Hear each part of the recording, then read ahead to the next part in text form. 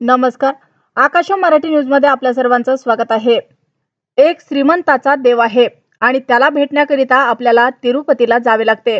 त्या देवाचं नाव आहे तिरुपती बालाजी. पण पांडुरंगाला तुमची काळजी त्यांनी सांगितले की तुम्ही तिकडे जाल तेव्हा जाल, पण तिकडचा बालाजी तुमच्यासाठी मी बालाजी पाटील खतगावकर यांच्या रूपाने तुमच्याकडे पाठवतो. त्यामुळे आता आपल्या लक्ष्मीची चिंता नाही.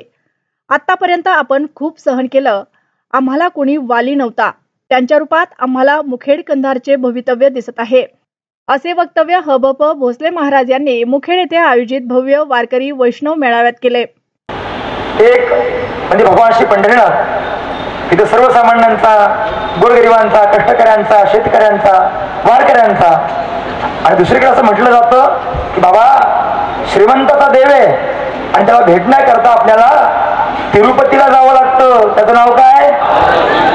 पण पांडुरंगाला तुमची काळजी त्यांनी सांगितलं, बाबांनो तिरुपतीला जाल तेव्हा जाल, पण तुमच्याकरता तिकडचा बालाजी, ते बालाजी खतगावकरांच्या माध्यमातून या गावाला पुन्हा पाठवून देतोय.